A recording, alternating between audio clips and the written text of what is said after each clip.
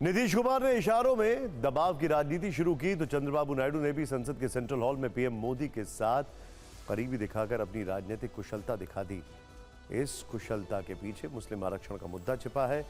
केंद्र में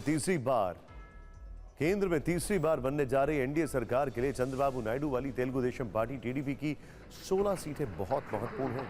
चंद्रबाबू नायडू आज अपने 16 नवनिर्वाचित सांसदों के साथ एनडीए घटक दलों की बैठक में शामिल हुए। नायडू ने एनडीए संसदीय दल के नेता के तौर पर नरेंद्र मोदी के नाम का अनुमोदन किया। नायडू को मंच पर एनडीए घटक दलों के नेताओं के बीच पीएम मोदी के बगल वाली सीट पर स्थान दिया गया। एनडीए की बैठक में शामिल होने से पहले नायडू ने दिल्ली में आवास पर पार्टी सांसदों के साथ बैठक की। बैठक के बाद नायडू का एक चुनावी वादा दिल्ली के सियासी गलियारों में जोर पकड़ने लगा। यह वादा आने वाले दिनों में बीजेपी की बेचैनी बढ़ा सकता है। यह वादा है आंध्र प्रदेश में मुस्लिमों को 4% आरक्षण देने का।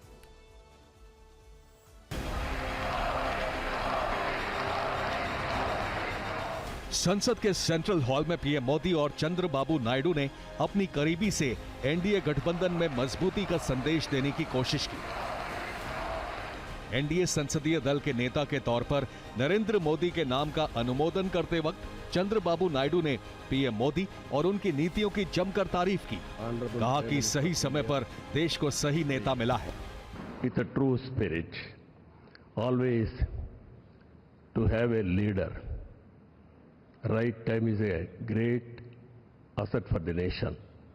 Today, India is having a right leader, right time. That is Narendra Modi. Chandrababu Naidu को रणनीतिक चतुराई के लिए जाना जाता है। पुस्तक एनटीआर अ पॉलिटिकल बायोग्राफी के लेखक रामचंद्र मूर्ति कोंडू भाटला लिखते हैं कि जिस तरह से नायडू ने एनटीआर के खिलाफ माहौल बनाया, उन्हें अच्छी तरह मालूम था कि किसे किसके खिलाफ और कब इस्तेमाल करना है। आंध्र प्रदेश की सरकार की ओर से ये घोषणा की गई है कि जब उनकी सरकार बनेगी तो 1 लाख रुपए हज यात्रियों को राज्य सरकार की ओर से दिया जाएगा, जहां बीजेपी का समर्थन भी है टीडीपी को। अब भाई देखिए, उन्होंने जो मैनिफेस्टो में लिखा वो करना चाहते हैं। हर आदमी थोड़े ही मोदी जी की तरह होता है कि मैनिफेस्टो लिख के भूल गए। अब उन्होंने करना है तो कर रहे हैं, मोदी जी जवाब दें। चंद्रबाबू नायडू के लिए लिखी गई ये लाइनें बीजेपी टीडीपी के बीच बन रहे मौजूदा सियासी रिश्ते पर बिल्कुल फिट बैठती है, क्योंकि एक तरफ टीडीपी बीजेपी के साथ केंद्र में सरकार बना रही है, दूसरी तरफ पार्टी के नेता बीजेपी की लाइन से अलग बयानबाजी कर रहे हैं। आंध्र प्रदेश में मुस्लिमों को 4% आरक्षण देने की बात कर रहे हैं, क्योंकि टीडीपी ने अपने घोषणा पत्र में इसका जिक्र किया था। माना जा रहा है कि इस वादे की बदौलत ही जनता ने टीडीपी को लोकसभा से लेकर विधानसभा तक जनादेश दिया है। Whatever the manifesto, our manifesto is there, we will implement the manifesto. So I think in our manifesto, our leader has given a promise. To that extent, there won't be any deviation as far as the state is concerned. Andhra में मुस्लिम आरक्षण पर TDP नेता जो बयान दे रहे हैं, क्या ये नायडू की बीजेपी पर प्रेशर पॉलिटिक्स है?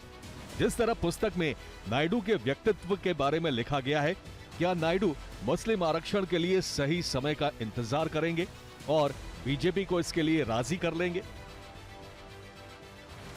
सबसे बड़ा सवाल यह कि क्या बीजेपी इसके लिए राजी होगी, क्योंकि पूरे लोकसभा चुनाव के दौरान पीएम मोदी से लेकर गृह मंत्री अमित शाह तक सरकार के तमाम मंत्रियों और बीजेपी नेताओं ने मुस्लिम आरक्षण के खिलाफ हुंकार भरी। मुस्लिम आरक्षण को गैर कानूनी बताते हुए इसका खुलकर विरोध किया था।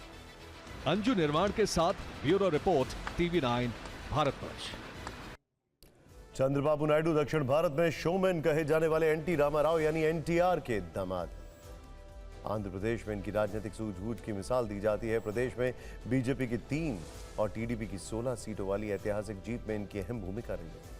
सवाल यह कि बीजेपी टीडीपी के मुस्लिम आरक्षण वाली चुनौती से कैसे निपटेगी, क्योंकि बीजेपी और टीडीपी के रिश्तों के बीच मुस्लिम आरक्षण का मुद्दा एक दीवार की तरह खड़ा है। टीडीपी मुस्लिम आरक्षण का समर्थन करती है और बीजेपी मुस्लिम आरक्षण को गैर कानूनी मानती है। लोकसभा चुनाव के प्रचार के दौरान बीजेपी ने कैसे मुस्लिम आरक्षण को लेकर विपक्ष के खिलाफ माहौल बनाने की कोशिश की थी, और कैसे बीजेपी के तमाम नेताओं से जब हमने इस पर सवाल पूछा कि आखिर आप ही के सहयोगी मुस्लिम आरक्षण की बात करते हैं और आप इसके खिलाफ हैं, तो कैसे असहज हो जाते थे वो। ये रिपोर्ट देखिए।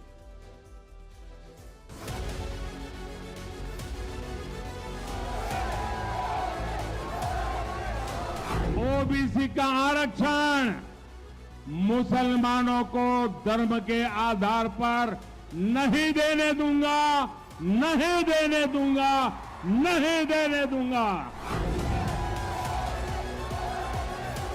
भारतीय जनता पार्टी की सरकार आएगी, यहां से हम मुस्लिम आरक्षण को समाप्त कर देंगे।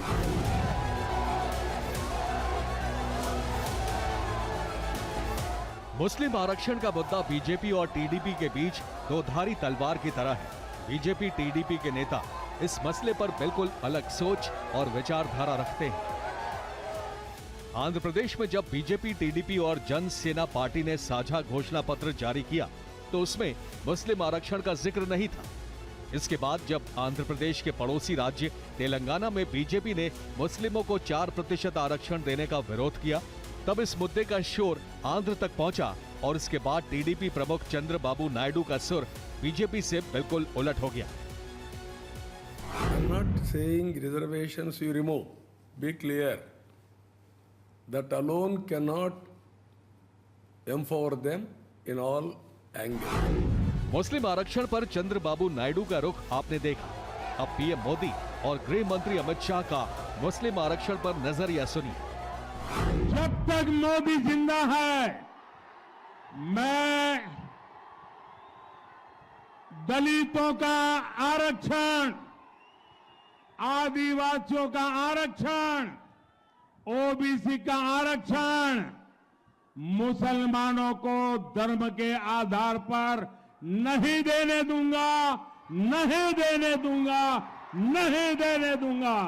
भारतीय जनता पार्टी ने निर्णय किया है कि मुस्लिम रिजर्वेशन जो यहां पर टीआरएस और कांग्रेस ने किया है, हम उसको समाप्त कर एससी, एसटी और ओबीसी का रिजर्वेशन करने का काम भारतीय जनता पार्टी करेगी, ये हमने तय किया। अब 9 जून को नरेंद्र मोदी तीसरी बार प्रधानमंत्री के तौर पर शपथ ले सकते हैं। टीडीपी एनडीए सरकार की अहम पार्टनर है। ऐसे में आने वाले दिनों में बीजेपी हो या टीडीपी, किसी न किसी को मुस्लिम आरक्षण पर अपना स्टैंड बदलना होगा, वरना गठबंधन की गाड़ी बीच सफर में हिचकोले खा सकती है।